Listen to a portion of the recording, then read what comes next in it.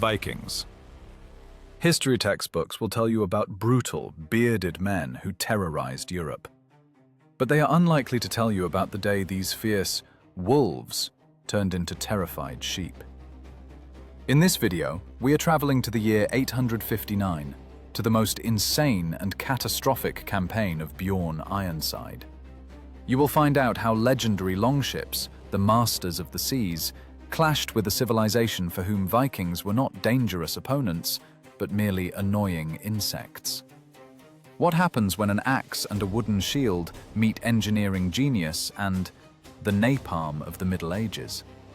We will tell you how water, which was supposed to be their salvation, suddenly began to burn, making grim warriors scream in terror.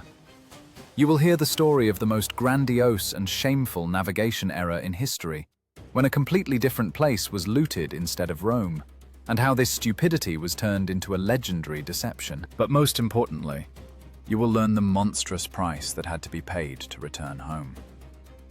Why was the hero's triumphant return actually a feast on bones? And what terrible choice did the chieftain make to save his own skin and the looted gold? Watch this video to the end, because the truth about this campaign is far scarier, more cynical, and more fascinating than any fiction. This is the story of how the Vikings once realized they were no longer the apex predators of this world. Imagine the smell. It's not the fresh sea breeze described in travel brochures. It is a heavy, thick stench that makes your eyes water.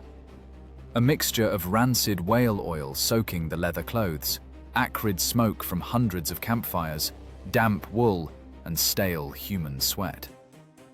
Welcome aboard. We are at the mouth of the Seine River. The calendar says, though these people don't have calendars, only seasons of loot and seasons of hunger, it is the year 859. Look at the horizon. That isn't just a fleet. It is a floating city of death. 62 longships rocking on leaden waves. The forest of masts is so dense, it looks like the Scandinavian taiga has descended into the sea to kill. Would you risk everything you have for a ghost of a chance to become a legend? Not for money. Money can be spent. But so that your name is spoken with a tremble 1,000 years later. 4,000 men gathered here answered yes. And these aren't the farmers who grab an axe in the summer to steal a neighbor's cow. Oh no. This is the elite.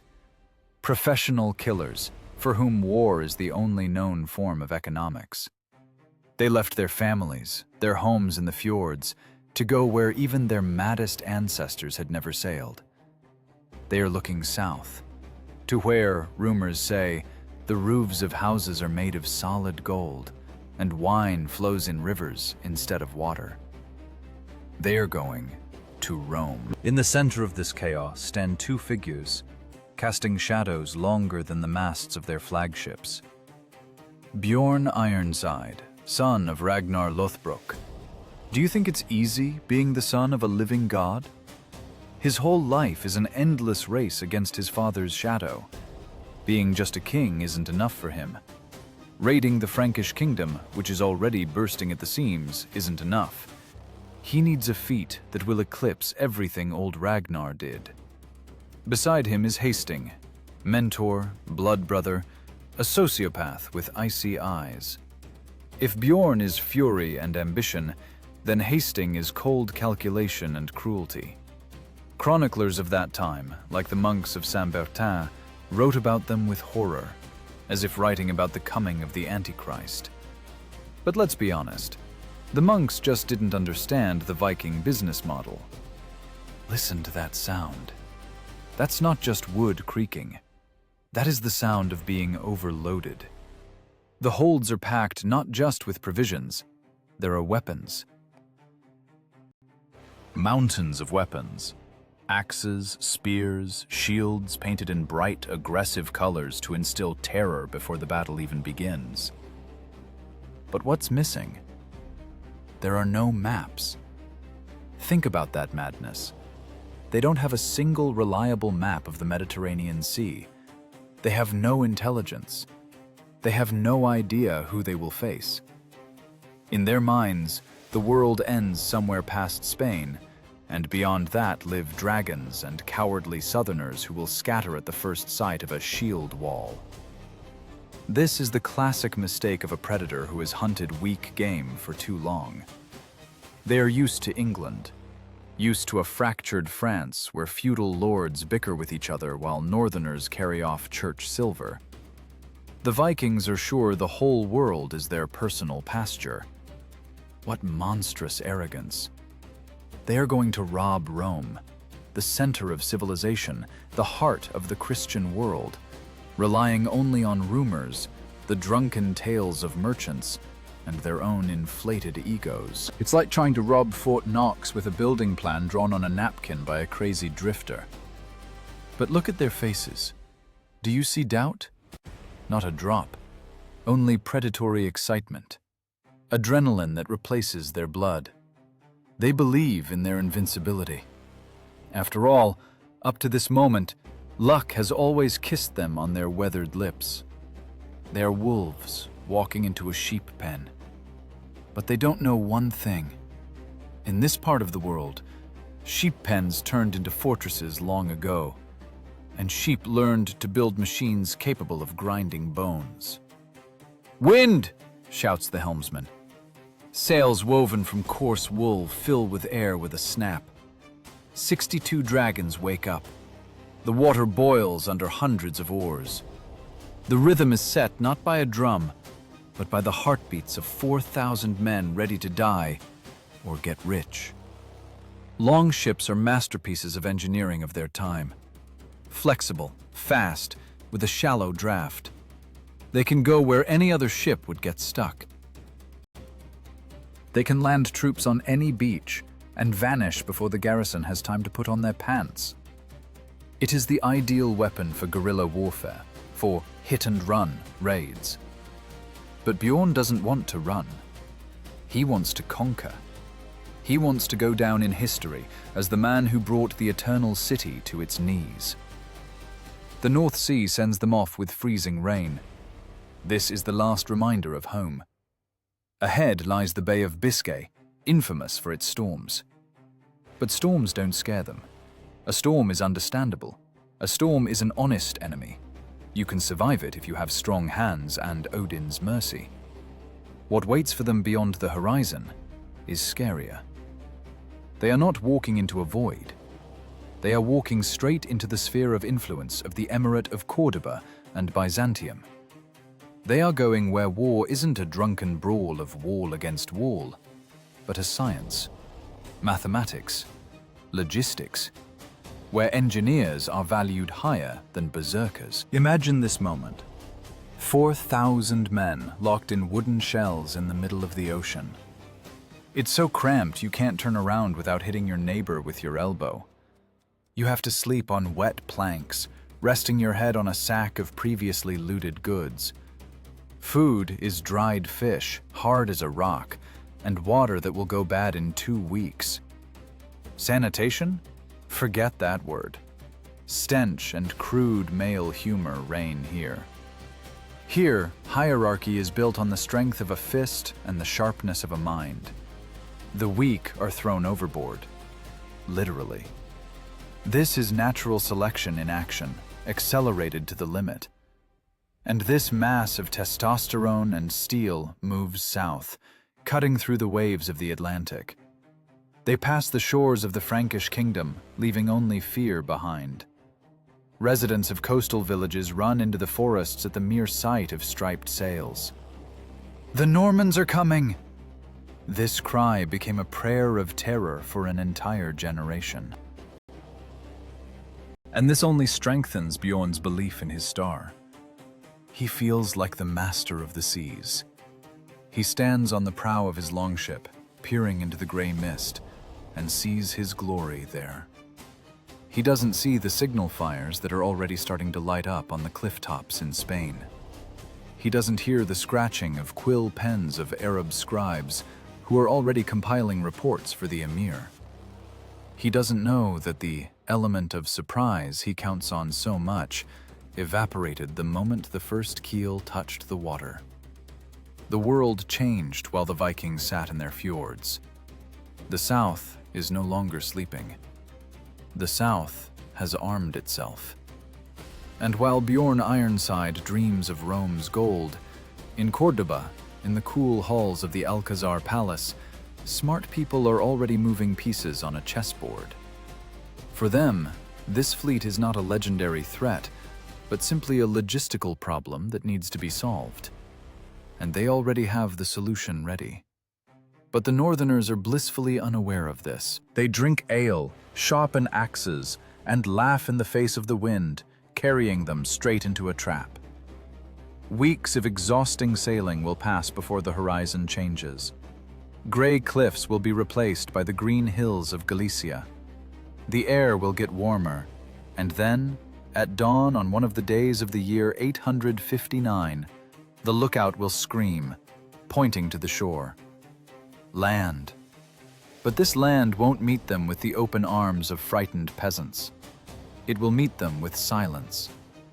A suspicious, tense silence, behind which hides the steely glint of a completely different civilization. The silence that met them on the shore was deceptive. It wasn't the emptiness of abandoned lands, but the held breath of a predator that sees its prey, but hasn't jumped yet. Do you think 62 longships can pass along the coast unnoticed? In the North Sea, maybe. There, fog hides everything. But here, under the ruthless sun of Iberia, shadows don't exist. As soon as the first striped sail appeared on the horizon, the mechanism created by the engineers of the Cordoba Emirate sprang into action. The click of a shutter. System activated. The Vikings thought they were invisible, ghosts of the sea. What naivety. They entered the zone of the most advanced surveillance system of the early Middle Ages without even suspecting they had already been counted, weighed, and sentenced. Look at those hilltops. Do you see those strange stone towers? Those aren't ruins. Those are ribats, watchposts. The optical telegraph of the 9th century. As soon as a sentry spotted the silhouettes of ships, a fire flared up at the top of the tower. During the day, thick black smoke. At night, bright flame. The signal flew from tower to tower with a speed unattainable by any horse. While Bjorn Ironside scanned the shore, deciding which village to burn first, the news of his arrival had already traveled hundreds of miles and landed on the emir's table in Cordoba. Information in this world traveled faster than the wind. The Northerners were used to fighting feudal fragmentation, where one count doesn't know what's happening with his neighbor. Here, they faced a centralized state, a machine. And this machine worked without glitches. Sitting in Cordoba was not a frightened monk praying for salvation. Ruling there was Muhammad I, a man with the memory of an elephant and the grip of a bulldog. He remembered perfectly the year 844, when Vikings first sacked Seville. Back then it was a shock, a humiliation. But Arabs are not people who step on the same rake twice. For 15 years, the Emirate prepared for revenge. They didn't pray, they built. Huge shipyards were established in Seville. A coast guard was created. They hired the best navigators and engineers. Muhammad I turned the coast into a trap. And now he was just waiting for the northern barbarians to stick their paw in it. Arab chroniclers, like Ibn Hayyan, described these preparations with pedantic precision. The walls were strengthened, oil reserves replenished, and the hearts of warriors hardened in anticipation of the infidels. This isn't poetry. It's a progress report. Imagine the Vikings' state of mind. They land in Galicia expecting easy prey, but the villages are empty. The livestock has been driven away, grain is hidden or burned, and eyes are constantly watching their backs. This is paranoia in its purest form. Every bush, every rock could hide an observer. The Emirates' spy network worked in real time. Simple fishermen, shepherds, merchants, all were part of this web. Any movement of the longships was recorded immediately. Bjorn and Hastings began to realize something is wrong. Where is the panic? Where is the chaos? Instead, they felt a cold, assessing gaze on them. They were used to being hunters driving game, but here, they suddenly felt like bears in a circus, being watched from behind a secure grate. Try to put yourself in the shoes of an ordinary oarsman. You are thousands of miles from home. Around you is a foreign, hostile land. The heat is such that chainmail heats up and burns the skin. Water is running out. And the scariest part? You don't understand the rules of this game. In England, everything was simple. Landed, killed, took, sailed away. Here, the enemy doesn't engage in open battle, but he is everywhere. The Arabs' light cavalry strikes from nowhere, showers arrows and vanishes into clouds of dust before the clumsy northerners can form a shield wall. It is a war of pinpricks, a war of nerves. The Vikings, used to furious face-to-face slaughter, were furious. They growled, banged axes on shields, challenging the enemy to fight. But the desert answered them only with an echo and the whistle of a stray arrow. Discipline on the ships began to crack. Berserkers aren't made for waiting and tactical maneuvers. They need blood, here and now. Hastings, that icy strategist, tried to maintain order, but even he felt the ring tightening. They went south, along the coast of Portugal, hoping to break away, to find a breach in this wall. But the wall moved with them. Signal fires on the hills accompanied them every night like ominous guiding stars. Magus, that's what the Arabs called the Vikings, fire worshippers. To Muslims, they weren't just enemies, but a pagan evil to be eradicated. And for this eradication, the Emirate had prepared a surprise the Northerners couldn't even conceive of. While the longships slowly crawled south, the Emirates' fleet was leaving the mouth of the Guadalquivir. And these weren't merchant vessels converted for war. These were warships. Xebecs and Dromons, built specifically to destroy pirates. They had lateen sails allowing them to sail against the wind, technology unavailable to Vikings with their square sails. They had high sides, and they had crews who knew these waters like the back of their hand. The Arab fleet didn't rush. It moved to intercept, checking coordinates like a mathematician solving an equation. They knew where the Vikings were going. All roads led to Lisbon, to a rich, thriving trade hub. Bjorn saw a prize in Lisbon.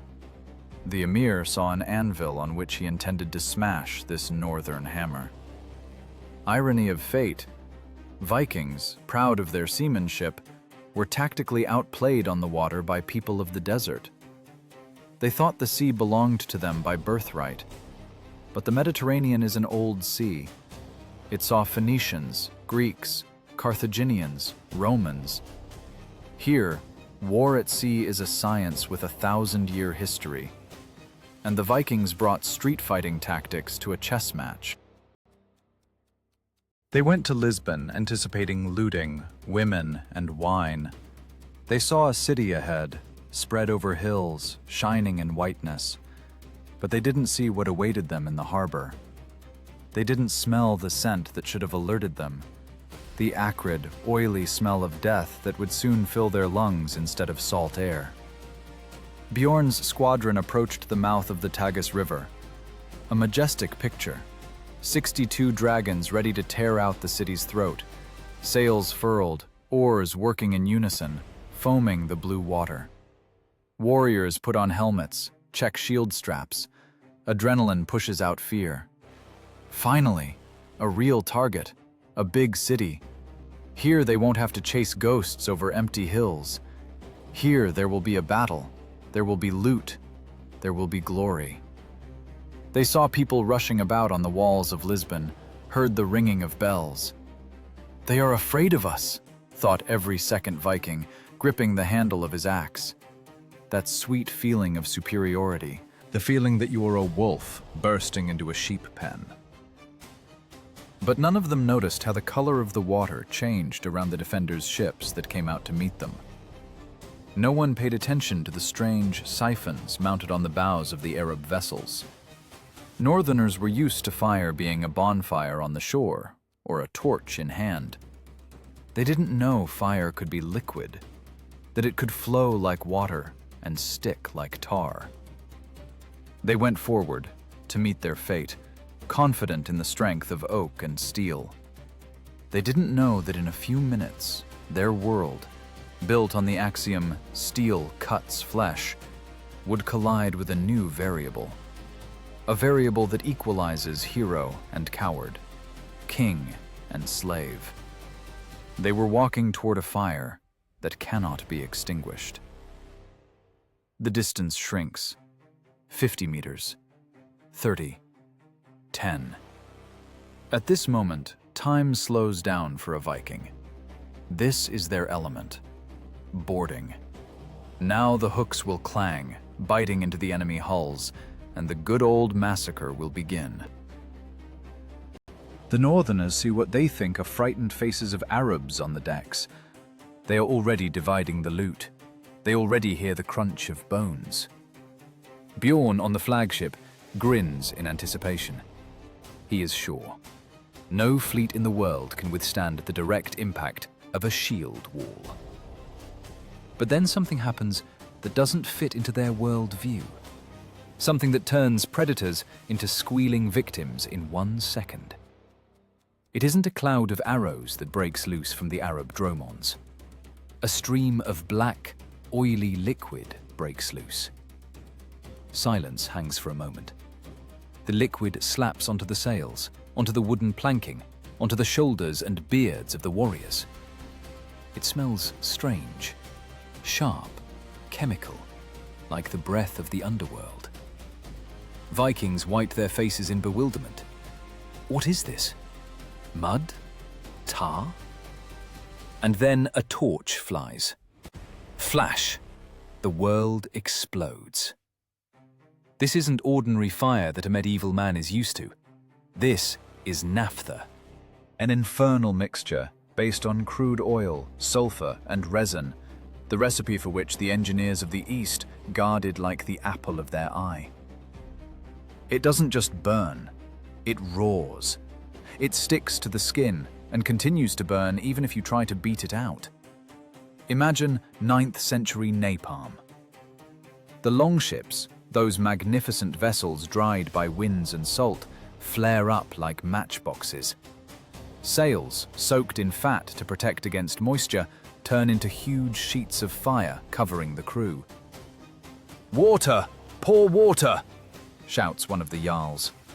And this becomes a fatal mistake. A fatal, monstrous mistake.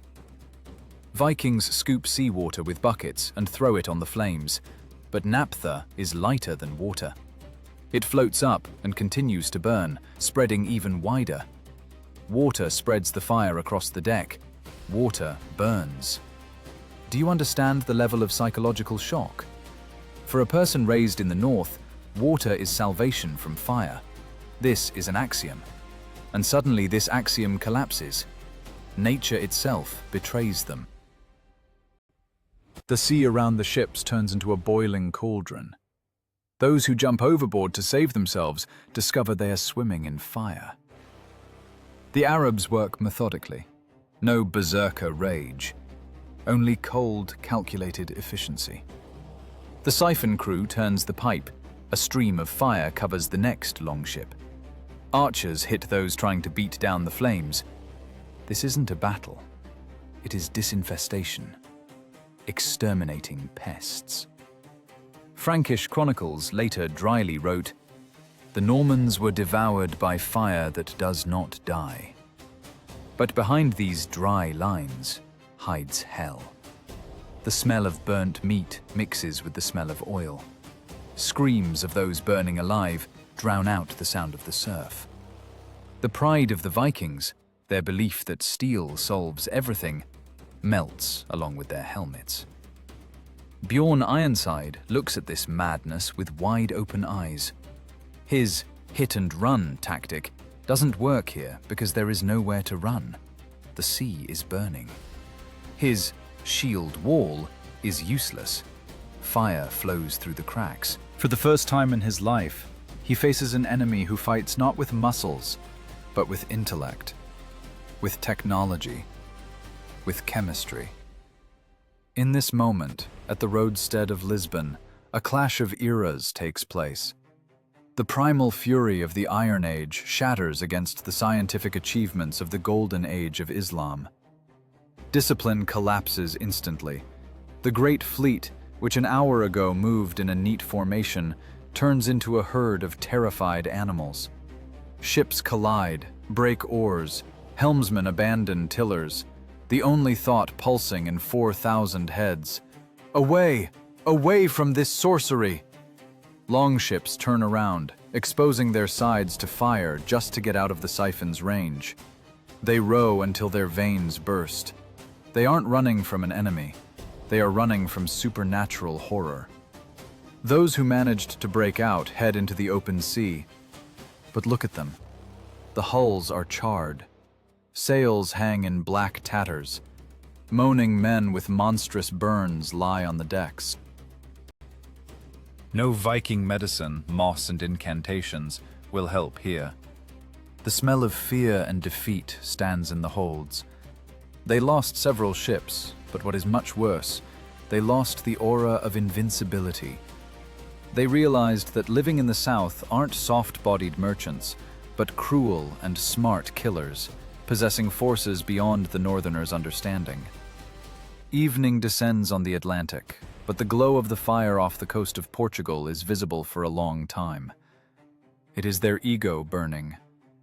Bjorn is silent. Hasting is darker than a storm cloud. They are alive, but humiliated. And now a terrible choice stands before them. The way back to the north is cut off by winds and patrols. The way forward leads into the unknown. But they can't stay here. The squadron limps south, licking its wounds. They hope the worst is behind them, that this fiery nightmare was the only trick up the Southerners' sleeve. They are wrong. Oh, how wrong they are. Lisbon was just a warning, a light slap. They're heading to the Strait of Gibraltar, the legendary Pillars of Hercules. In their minds, it's just a passage to a new sea, a door to a treasury.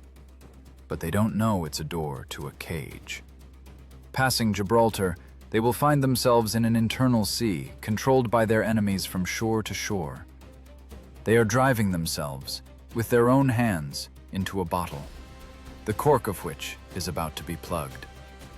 Beaten, burned, angry, they enter the narrow neck of the strait, hoping to find calm waters and rich, undefended cities behind it. But instead, they are met by the silhouette of a rock, at the foot of which, in Algeciras, an army, not ships, is already lined up in battle formation. And this army isn't going to play cat and mouse with them. It is going to destroy them. The firestorm on the water is replaced by a steel downpour on land. Pillars of Hercules. Gibraltar. For a sailor of antiquity, this isn't just geography. It's the edge of the world. The border where the known ends and the legendary begins. But for Bjorn Ironside's fleet, beaten and scorched by Lisbon fire, this strait seems like the gates to paradise. Look at these cliffs. They tower over the water like sentinels, silent and majestic. The current here is so strong it feels like the sea itself is sucking the longships in. They pass the narrow neck, leaving the cold Atlantic astern. The water here is different, azure, calm. The air shimmers with heat. It seems to them they have broken free, that the nightmare with burning water is left behind. What a fatal delusion. Passing the Rock of Gibraltar, They take a step not toward freedom, but into a golden cage. The door slams behind their backs, but they will hear the click of the lock too late. Straight ahead, the city of Algeciras, a green pearl on the bay shore. Vikings see rich mosques, markets, warehouses. The predator instinct, dulled by fear off the coast of Portugal, wakes up with renewed vigor. This is it, they think. No fleet with siphons here. Here is land. Solid, understandable land where the axe always wins. They need to wash away the shame of Lisbon with blood. They need a victory to believe in themselves again. Longships ram their bows into the sand. 4,000 warriors jump into the surf, kicking up clouds of spray. They roar, bang their weapons. They want to intimidate the garrison with their appearance. But Algeciras isn't frightened. Algeciras was waiting. Have you ever heard the sound of a torsion machine working? It isn't the whistle of a bow. It is a low, guttural hum, like the strike of a giant hammer on a tightly stretched string. Twang! And then, the dry crack of tearing wood and flesh. The Vikings hadn't even had time to build their famous shield wall when a mechanical rain crashed down on them. These weren't just archers. The Emirate engineers positioned ballistas and scorpions on the walls and hills, a legacy of the Roman military machine perfected by Arab mathematicians. Heavy bolts the size of a small spear punched through oak shields. They stitched through chainmail like linen shirts. They pinned warriors to each other, turning the neat rows of attackers into a bloody mess. Imagine the horror of a man who believed all his life in the strength of his shield, and suddenly sees this shield shatter into splinters from the blow of an invisible force from 300 meters away. This wasn't a battle. It was an execution. The Vikings found themselves in a shooting gallery in the role of targets. "Forward! Close the distance!" shouts Bjorn. The only chance to survive under artillery fire is to force hand-to-hand combat. Northerners, stumbling over the bodies of comrades, rush toward the dunes where the enemy is entrenched. But then the second element of the Arab meat grinder comes into play: cavalry. But not heavy knights who can be pulled off a horse with a hook. This is light cavalry. Genitors, riders on fast Barbary steeds, dressed in light silks and leather. They don't accept battle. They dance around the clumsy Viking infantry. It looks like a pack of hounds fighting a bear. The Arabs swoop in, shower the Northerners with a rain of light arrows and javelins, and bounce back the moment the Vikings try to strike in return. They laugh. They mock. They use hit-and-run tactics honed to absolute perfection. Vikings, encased in heavy chainmail, suffering from the heat, try to catch the wind. They swing axes, cutting only the scorching air.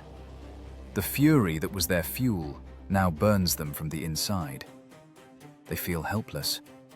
The great warriors of the north turn into clumsy puppets, having their strings pulled by dark-skinned riders. On the beach of Algeciras, a myth shatters. Here, on the burning sand, it becomes clear. Vikings are an archaism. They are a relic of the past, colliding with the army of the future. The Arabs don't fight for the glory of Odin. They fight by textbooks. They have a signal system, discipline, division of troop types. For them, killing barbarians is a hygienic procedure, doing a job. Bjorn sees his best men, veterans who survived Paris and London, falling face down in the sand without ever drawing a sword. Arab arrows with bright fletching stick out of their backs. Retreat turns into flight. The proud, "We do not retreat," is forgotten. Men drop loot, drop weapons, just to get to the saving sides of the longships. They push ships into the water, feet slipping on foam red with blood. And the machines on the hills continue to work, methodically, rhythmically. Twang, and another longship gets a hole below the waterline. Twang, and a helmsman falls with a pierced chest. The losses are monstrous, not so much in numbers as in quality. They lost the faith that they are the top of the food chain. They realized that in the Mediterranean, war is an exact science of destruction, not a heroic epic. Survivors fall onto the rowing benches, breathing heavily. In their eyes, emptiness. They are silent. No one brags, no one jokes. Only the splash of oars and groans of the wounded are heard. The shore recedes, but the smell of defeat has eaten into their skin permanently. They go out to sea, leaving hundreds of corpses on the beach that will become food for crabs and a lesson for descendants. But where to go? The path north is closed. To the east, even more powerful fortresses. Europe rejected them, chewed them up, and spat them out. Bjorn Ironside stands on the stern, looking south, to where another shore trembles in the haze. Africa, the mysterious black continent. Desperate hope is born in their minds. The hope of a drowning man grasping at straws. Africa, of course! Savages live there, right? There are no stone walls, no Greek fire, no ballistas. There should be simple tribes living in huts who have plenty of gold and no iron. The logic of desperation tells them that if civilized Europe was too tough for them, wild Africa would be easy prey. The humiliated longships turn their noses south. They disappear into the fog, hoping to lick their wounds and finally find a victim weaker than themselves. They don't know yet that the African shore will not meet them with gold, but with a storm that will make them regret ever being born. The African shore didn't meet them with gold, but with suffocating heat and dust that clogged pores, eyes, and lungs. It seemed the air itself here was made of sand. But for the humiliated ego of Bjorn and his men, this land became a saving medicine. After the technological nightmare of Spain, where they were shot like targets in a gallery, Morocco seemed like a return to an understandable world. Here, in the city of Nicor, there were no walls capable of withstanding a battering ram, and no ballistas skewering 3 men with one hit. Here they could do what Vikings did best: kill those who are weaker. The raid on Nicor went down in history not as a battle, but as a massacre. The Northerners unleashed all the accumulated rage, all the fear experienced at Lisbon and Algeciras on the city's inhabitants. They hacked, burned, and looted with manic cruelty, trying to wash away the memory of their own powerlessness against the Emirates' army with the blood of the defenseless. It was the psychotherapy of the axe. Chroniclers write that the Vikings captured the local ruler's harem, but the strangest loot was not women or silver. They captured blue men, nomads whose skin was stained indigo by their clothes, or perhaps dark-skinned Africans, whom northern sagas would later call black devils. For a guy from a fjord who had only seen snow and gray rocks all his life, these people seemed like creatures from another planet. They dragged them onto ships like exotic beasts to sell in Ireland, or show at home as proof that Bjorn had reached the edge of the world. Victory intoxicated them. Gold jingled in the holds again, captive women wept underfoot, and bellies were full of fresh meat. Vikings felt like gods again. "Look!" they shouted, raising cups of wine. "We conquered Africa! We walked where no northerner's foot has stepped!" They relaxed. They forgot the main rule of a sailor. The sea gives, but the sea also takes. While they celebrated their cheap victory over a peaceful city, the sky over the Mediterranean began to change color. The azure was replaced by leaden heaviness. The horizon disappeared. The air became dense and still, like before the crack of a whip. The Mediterranean Sea is often called the cradle of civilization, a quiet lake. What nonsense. Local sailors know. This sea is hysterical. It can be mirror-like in the morning and turn into a killer by lunch. The Mistral hit Bjorn's fleet, a cold, furious north wind born in the mountains that falls on the water like a hammer. It didn't come alone. It brought a storm so strong that even veterans who had sailed to Iceland turned pale. The longships, those perfect predators of coastal waters, turned out to be wood chips in a whirlpool of elements. They were tossed from crest to crest like children's toys. Sails were torn to shreds in seconds. Masts cracked and broke, crippling men who didn't take cover in time. "Row! Keep the nose to the wave!" screamed the helmsman. But their voices drowned in the roar of the wind. The water was no longer water. It was a wall falling onto the deck, washing away supplies, weapons, people. Who cares about your fencing skills when a wave as high as a house smashes you against the side and drags you into the abyss? The blue men in the holds prayed to their gods, the Vikings to theirs, but neither Allah nor Odin answered. In this chaos, only physics reigned. The fleet was scattered all over the sea. Ships lost sight of each other. For weeks, or maybe days, time lost all meaning. They drifted in this hell.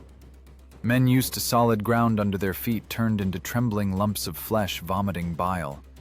Seasickness spares no heroes. Dehydration, hunger, constant fear of death. They drank rainwater managed to be collected in canvas and chewed raw leather straps. The wind drove them east with ruthless persistence. They flew past the Balearic Islands, past Sardinia, past Corsica. They crossed almost the entire western Mediterranean in freefall mode. This was no longer a conquest. It was a struggle to take just one more breath. How many died in those days? No one knows. Sagas remain silent about those who simply vanished in the foam. But those who survived changed forever. The glint of adventure left their eyes. A look settled there of a man who peered over the edge and saw how insignificant he is in the face of the universe. And then, when hope had almost faded, the clouds began to clear. The wind died down, replaced by a gentle breeze. The horizon cleared. The lookout on Bjorn's flagship, squinting from the bright sun, wheezed one word: "Land!" Out of the morning mist, the outlines of a shore began to emerge. Green hills, vineyards, the smell of citrus and pine. Italy, the heart of the old world. The surviving ships began to gather in a pack like beaten dogs. They counted losses, patched holes, but their eyes were fixed on a city shining white in the distance. It wasn't just a city. It was a monument. Powerful walls of white stone, majestic towers, temple domes sparkling in the sun. The Vikings froze.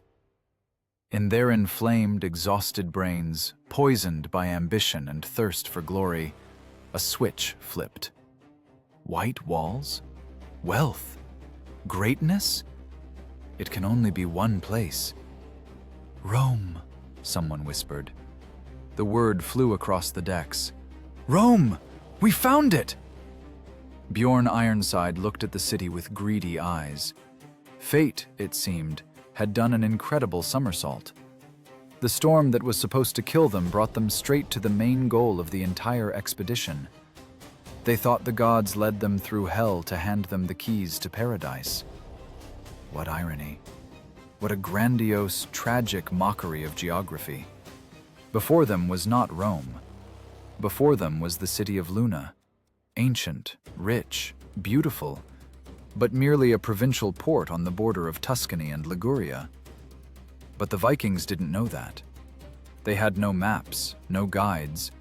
They only had a thirst for profit and confidence in their own chosen status. They looked at the walls of Luna and saw their names written in eternity. Hastings, standing next to Bjorn, was already squinting, figuring out a plan. The walls looked impregnable. Storming them with a handful of emaciated men was madness.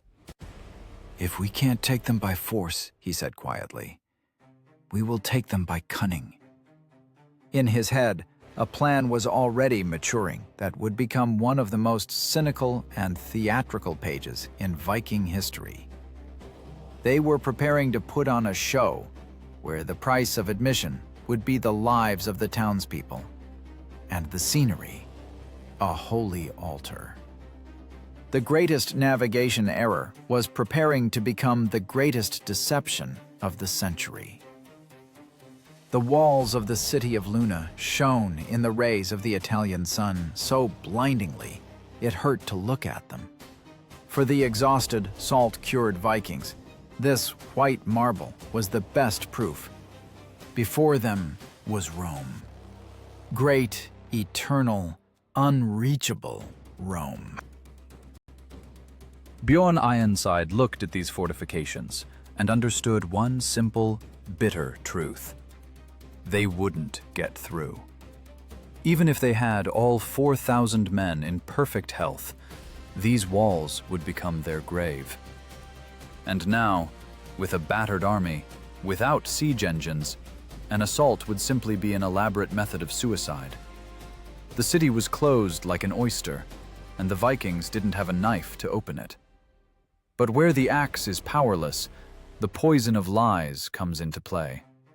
Hastings, that snake in human form, proposed a plan that in its audacity and cynicism surpassed everything the history of warfare had seen at that time. It was a Trojan horse, but without the wooden horse. Hastings decided to play on the holiest thing the city residents had, their faith and mercy. Knitting at the city gates were not warriors with a battering ram, but humble ambassadors. They came without weapons, with heads bowed. Their speech was sweet as honey and false as an epitaph. "We do not want war," they told the bishop and the count who came out to negotiate. "We are tired. The sea has beaten us. Our great chieftain is dying. He does not want gold. He wants the salvation of his soul. Allow him to be baptized before death and find peace in your holy land." Just imagine this scene. Wolves asking for a sheepskin to die in. The residents of Luna, these naive, civilized people, bought it. They saw a sign from above, fierce pagans kneeling before the cross. Pride blinded them. They opened the gates. The performance Hastings put on deserves a place in acting textbooks. He was carried on a stretcher, pale, moaning, rolling his eyes. Behind him walked a procession of mourners, elite cutthroats hiding short swords and axes under long mourning cloaks. The city froze in reverence. Bells rang. Priests in golden vestments sang psalms, welcoming a repentant lost soul. The air in the cathedral was thick with incense, but the sour smell of unwashed northern bodies cut through it. The bishop began the mass. He read prayers over the body of the chieftain, who lay in the coffin clutching the hilt of a sword to his chest, not a crucifix. Tension in the temple grew. The Vikings stood silently, heads bowed, but their muscles were tense as coiled springs. They waited for the signal. And the signal sounded. At the moment the choir hit the highest note, the dead man came to life. Hastings threw off the coffin lid with a jerk, stood up to his full height, and with a wild scream plunged his sword into the nearest priest. This was the signal to start the slaughter. In 1 second, the holy mass turned into a slaughterhouse. Vikings threw off their cloaks, steel flashed. In the confined space of the cathedral, the townspeople didn't have a single chance. Screams of terror mixed with prayers that were cut short by axe blows. Blood splattered onto the altar, onto icons, onto the white robes of the clergy. The bishop, who a minute ago dreamed of saving a pagan's soul, fell with a broken head, never realizing he had let the devil into his house. The cathedral doors were blocked from the inside. Outside, no one understood what was happening until the Vikings opened the city gates from within for the rest of the army. And then, hell spilled onto the streets of Luna. It wasn't looting, it was extermination. The city, which considered itself protected by walls and faith, was raped and looted in a few hours. The Vikings took revenge for everything, for the fear in Spain, for the hunger at sea, for the humiliation. They dragged everything that shined out of houses: gold cups, silks, jewelry. Captives were tied with ropes like cattle. By evening, the city of Luna ceased to exist as a living organism. It turned into smoking ruins stuffed with corpses. Bjorn and Hastings stood in the central square, drunk on triumph. They did it! They took Rome! They surpassed Ragnar! They became legends in their lifetime!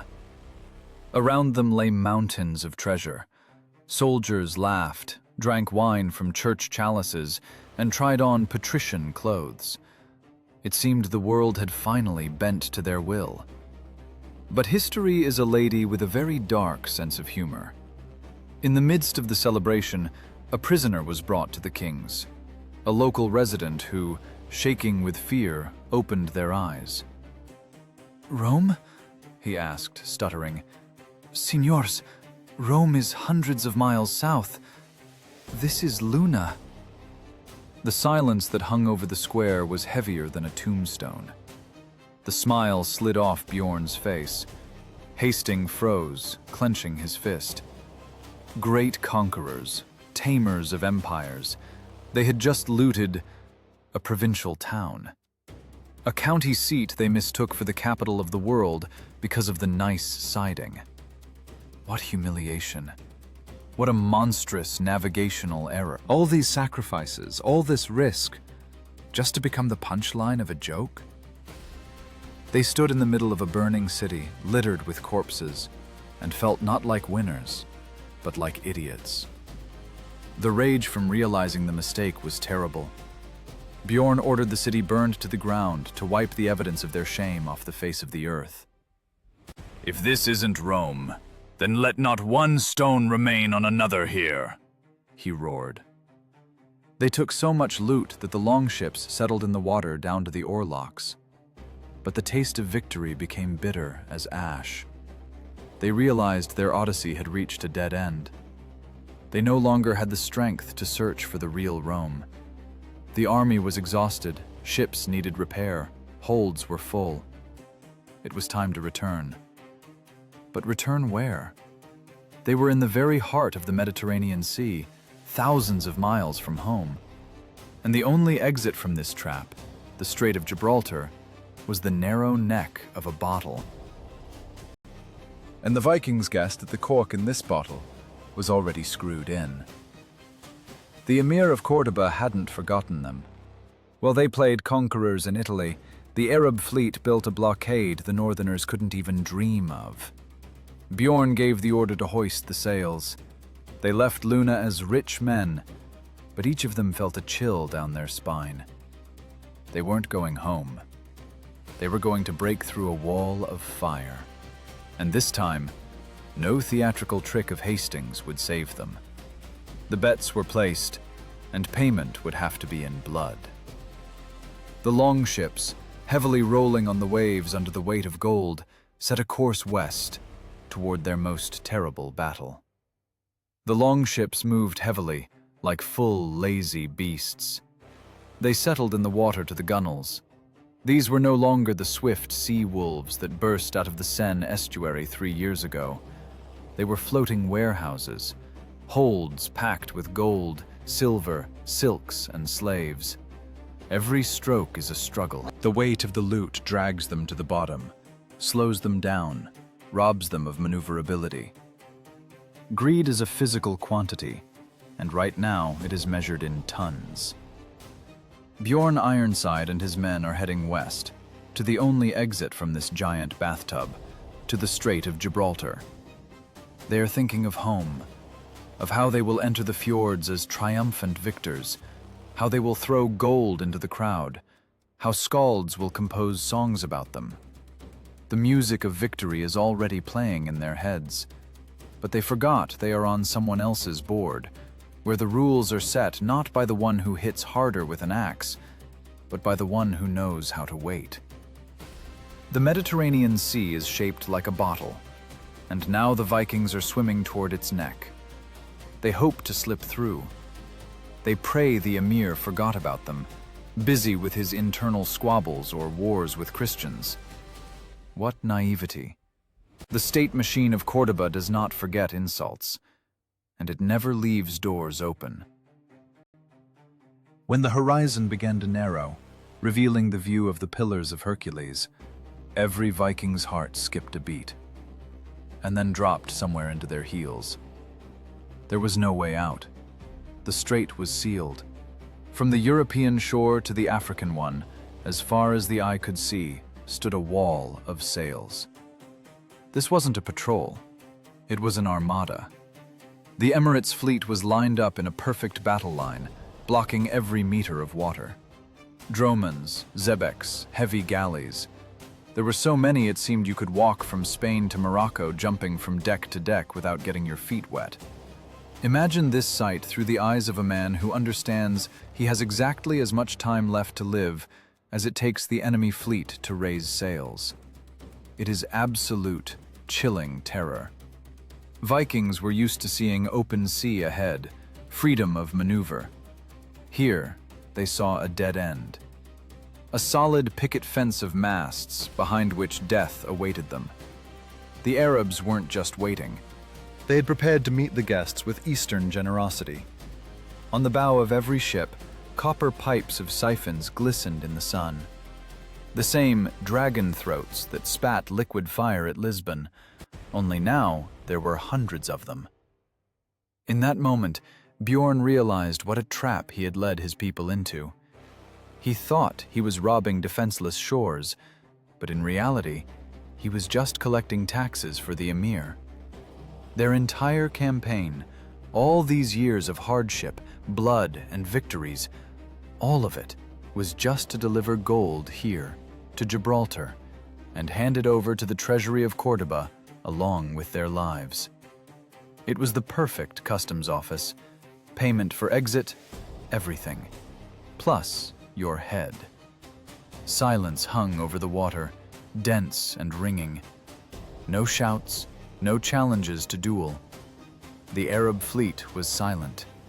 It was the silence of professional executioners who have already sharpened the axe and are just waiting for the client to put his head on the block. They knew the Northerners had nowhere to go. Back to Italy, to rob the already robbed again until the ships rot and the crews die of hunger?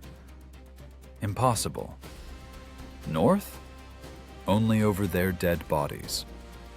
The Vikings began to frantically slow down. Oars froze. Longships huddled together like sheep seeing wolves. Confusion reigned on the decks. Great warriors who feared neither storm nor devil looked at this wall of death and felt their hands go cold. They understood the math of battle. They had overloaded, clumsy vessels, tired crews, and fear of fire. The enemy had fresh forces, maneuverable ships, the current on their side, and absolute numerical superiority. The chances of breaking through in open battle were not just small, they were zero. This wasn't a battle. It was an execution. Hastings, standing next to Bjorn, spat into the salt water. His cunning mind, which always found a way out, was stalling now. He was looking for a breach, a mistake in formation, a weak link. But there wasn't one. The Emirates' admirals placed their pieces perfectly. They used geography as a weapon. Narrow strait, strong current, wind. Everything worked against the Northerners. It was checkmate in one move. "They won't attack us," Bjorn said hoarsely. And he was right. Why risk men if you can just wait? The Vikings need water. They need food. In a couple of days, they will start dying themselves or surrender.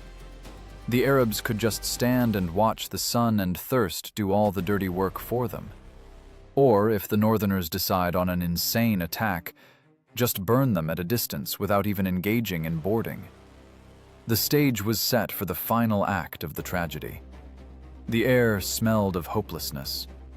This smell was worse than the stench of rotting wounds or stagnant water. It was the smell of the end. The end of the legend of invincibility. The end of dreams of a rich old age. The end of hopes to see native fjords. Sailors looked at their chests of gold, and now this gold evoked hatred in them. It became their anchor, their curse. They came here for it, and because of it, they would now die. But in the eyes of Bjorn Ironside, son of Ragnar, a dark, insane flame began to kindle. The flame of a man backed into a corner who has nothing to lose but his life, which is already worth less than a holy sail. He looked at the enemy fleet not as a wall, but as a challenge. If you can't walk through a wall, you have to break it, even if you have to smash your own head against it. He understood that saving everyone was impossible. The fleet is doomed. The gold is doomed. But the legend must survive. The Mediterranean trap slammed shut. The sun was dipping toward sunset, painting the water the color of blood, a grim omen of what awaited them tomorrow. Night descended on the strait, but no one on the longships slept. They sharpened axes, though they understood that against liquid fire, an axe is useless. They said goodbye to each other, and in this oppressive silence, a decision matured, as monstrous as it was the only one possible. A decision that would require paying the highest price a chieftain can pay. Bjorn was preparing his fleet for the final jump. A jump not into water, but straight into the inferno. Bjorn Ironside made a decision that forever separated him from ordinary robbers and placed him in the same rank as the great butchers of history. He looked at his fleet, at these long ships overloaded with gold, at the faces of men who had gone through hell with him, and understood the simple arithmetic of survival. To save the king, you must sacrifice pawns. Many pawns. In this case, 40 ships, 40 crews, thousands of lives. All of them had to burn so that a handful of the chosen could slip through the needle's eye of freedom. It wasn't a battle plan. It was a sacrifice plan. The signal of a horn tore the morning silence over Gibraltar like the cry of a wounded beast. And this sound announced the beginning of madness. The Viking vanguard, the heaviest, clumsiest vessels, packed tight with loot, surged forward, straight into the center of the Arab formation. It looked like a suicide attack, and that is exactly what it was. They were going for a ram. Oarsmen howled from exertion, accelerating the wooden hulks to the limit, knowing they would break not with oars, but against the sides of enemy galleys. The Arabs, expecting anything but a frontal attack in kamikaze style, hesitated for a second, but only for a second. Then the siphon pipes turned, and the sky turned black. Streams of liquid fire struck to meet the Northerners. The first row of longships flared up instantly, but they didn't stop. Burning ships turned into giant torches, crashed into the orderly line of the blockade by inertia. The crack of breaking oars and crunch of hulls could probably be heard even in Africa. Burning Vikings jumped onto the decks of Arab vessels, bringing death and chaos. A brawl began. The center of the strait turned into a boiling cauldron of fire, smoke, blood, and debris. It was a hell created by human hands. Naphtha spilled on the water, and the sea burned. People burned. The screams of the dying merged into one continuous, inhuman roar. The Arabs were forced to pull forces to the center to stop this insane breakthrough of fiery fireships. Their formation was disrupted. The admiral's attention was riveted to this fiery apocalypse. They burned longships one by one, enjoying their technical superiority, not noticing the main thing. At the moment when the center of the strait turned into a meat grinder, Bjorn and Hasting, on the fastest ships, made their move. They didn't go to the center. They dashed to the southern shore, to the rocks of Africa, to where white foam of surf boiled, to where reefs sharp as razors stuck out. Arab captains considered this sector impassable for large vessels. No sane sailor would stick his nose into these stone fangs. But the Vikings that day weren't sane. They were desperate. Longships flew meters away from deadly rocks. Keels scraped against stones, tearing off planking.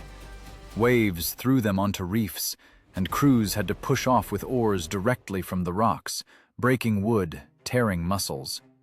It was Russian roulette on water. One wrong stroke, and the ship flies into splinters. But the shallow draft of the longships, their legendary flexibility, and the skill of the helmsman worked a miracle. While the main forces of the Emirate were finishing off the suicide squad in the center of the strait, 20 ships crawled along the very edge of death, literally scratching the African shore with their sides. It was a jump through a needle's eye. From behind came the roar of the dying fleet. There, in the fire, their friends, brothers, comrades were perishing. Gold, for which they had killed for 3 years, was sinking there. Bjorn didn't look back. He looked only forward, where the water changed color from azure to dark gray. Atlantic. Ocean. Freedom. When the last of the surviving ships popped out of the strait onto the ocean wave, there was no jubilation on the decks. Men fell onto the planks, gasping for air mixed with ash. They were black from soot, their faces distorted by the horror of what they had experienced. Of the 62 pennants that proudly left on the campaign, only 20 broke through to the Atlantic. 40 ships remained burning in the Strait of Gibraltar. 2/3 of the army. Thousands of warriors. All of them were payment for this maneuver. Bjorn Ironside bought his life and the lives of a handful of lucky ones with currency not spent in markets. He paid with the souls of his people. The wind of the Atlantic hit their faces, cold, salty, harsh. It blew away the smell of burning, but couldn't blow away the memory. Those who looked back saw a column of black smoke rising to the sky. That was their great fleet burning out. That was their ambition to conquer the world by force of arms burning out.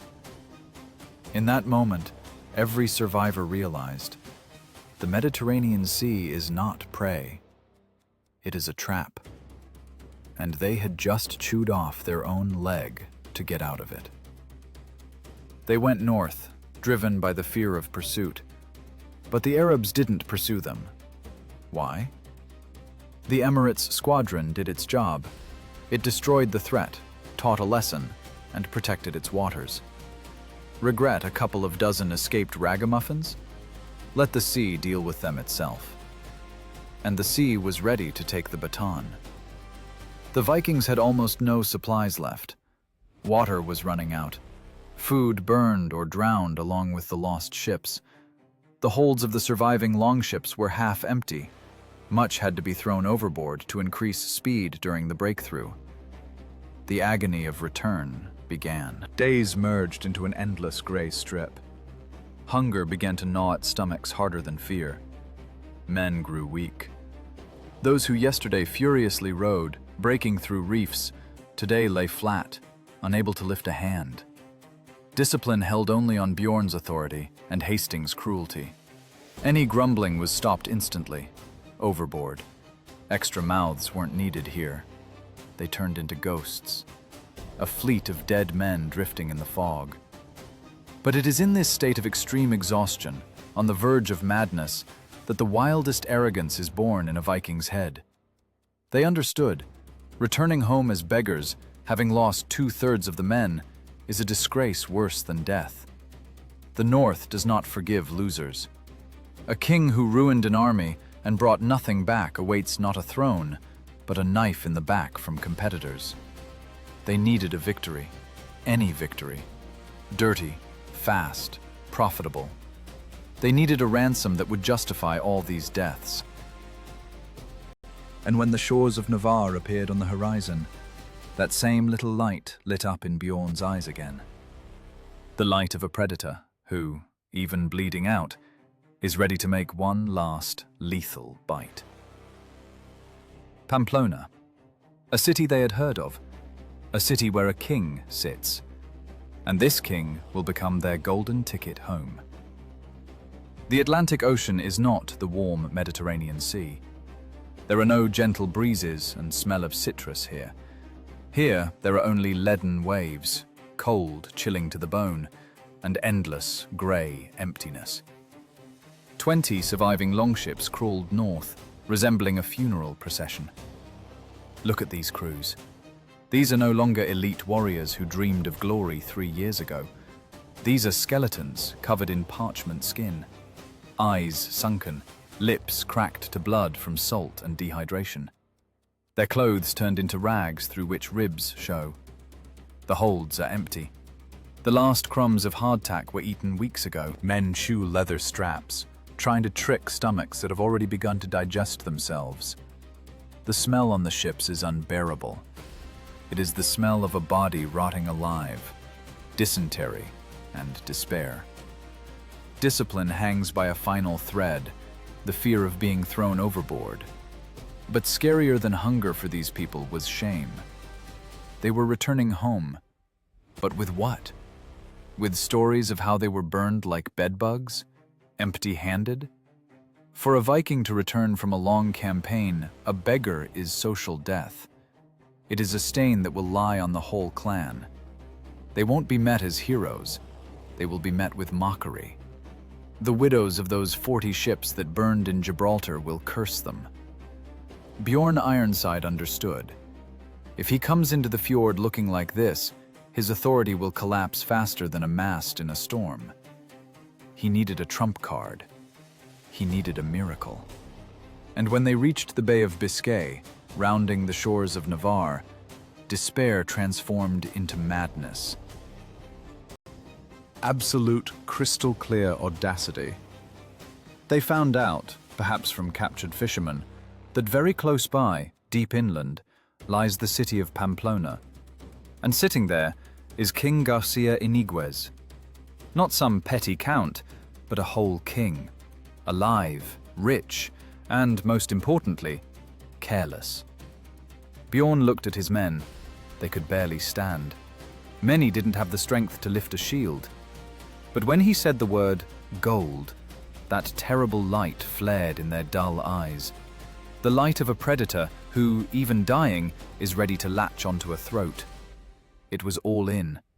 Leaving the ships, the only means of salvation, and going deep into enemy territory with a handful of half-dead men. If they were cut off from the sea, it would be the end. But they had nothing left to lose. They landed on the shore looking like an army of ghouls risen from hell. Locals, seeing them, ran not from the force of arms, but from horror at their appearance. These northerners didn't look like humans. They looked like death itself. The march to Pamplona was a feat of will. They moved on residual adrenaline, driven by greed. And they made it. King Garcia Iniguez wasn't expecting guests.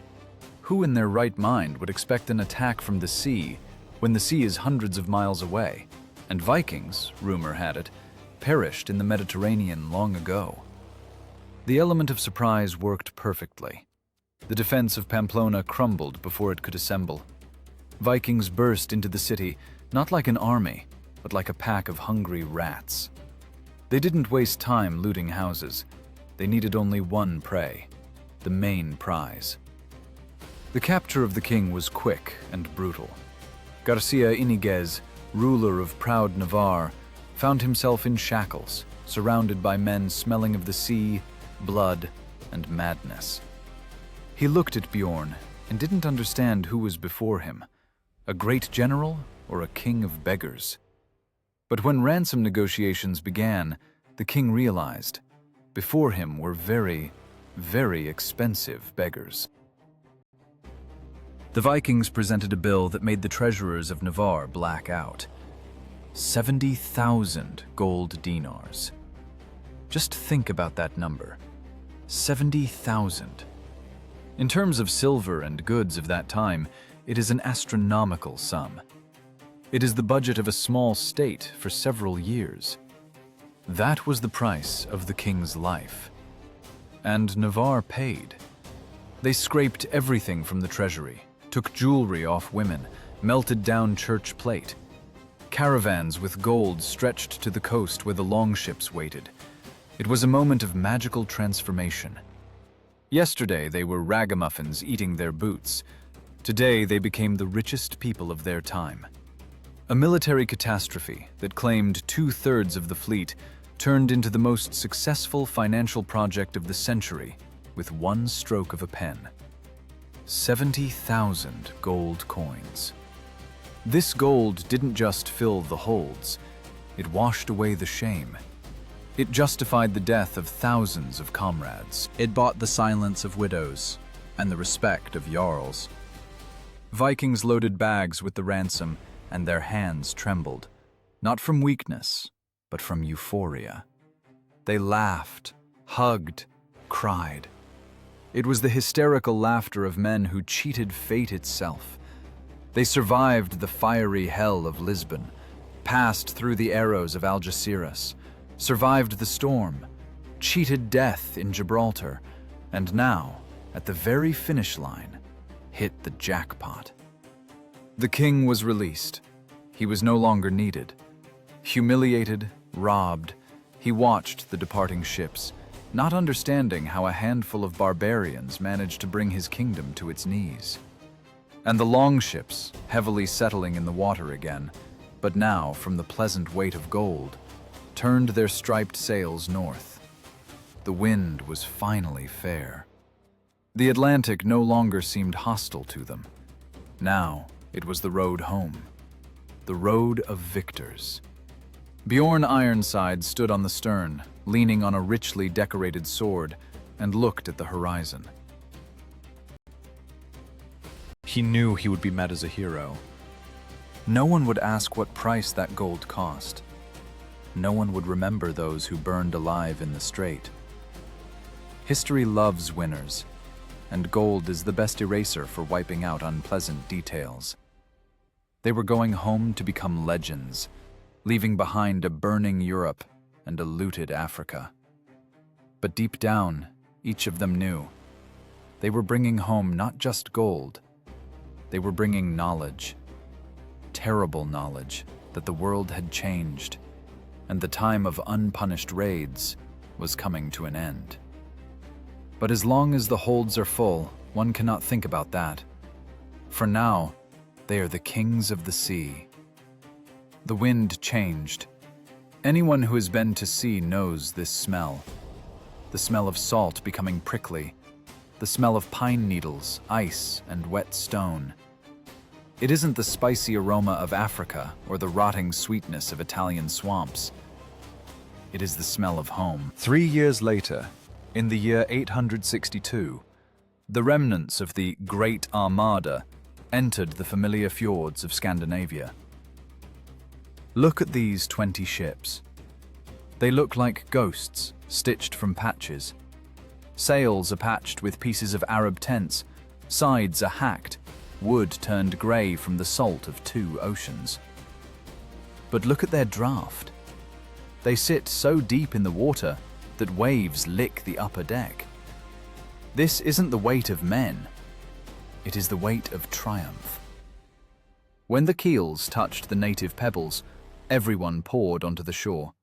Women, old men, children. They waited for this moment for 3 long winters.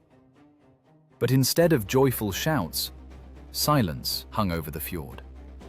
People counted masts.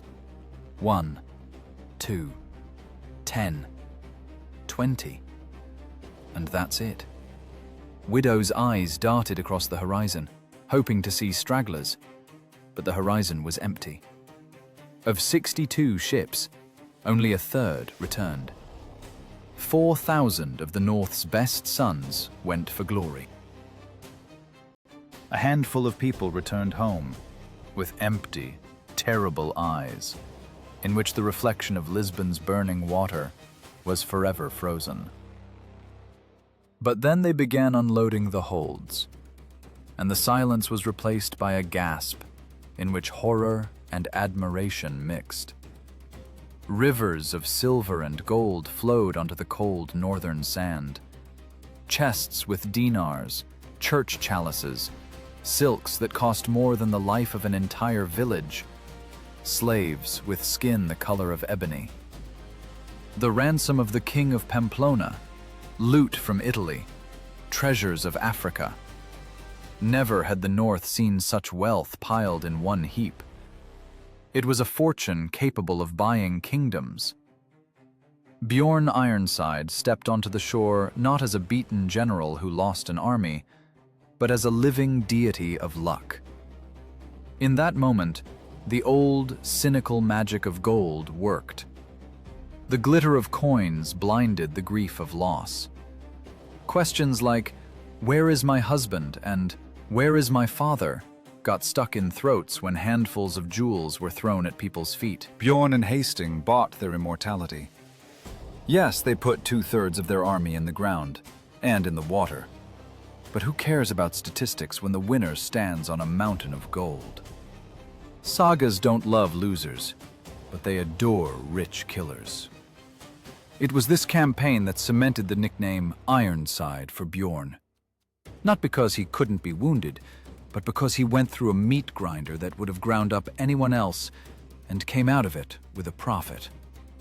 However, if you cast aside the glitter of treasures and the pathos of skalds, the expedition of 859 became a turning point, a historical dead end. It was the peak of the Viking Age, its highest point, after which the inevitable descent began. Northerners learned from their own experience, on their own skin, a terrible thing. The world no longer fears their blind rage. They hit a technological ceiling.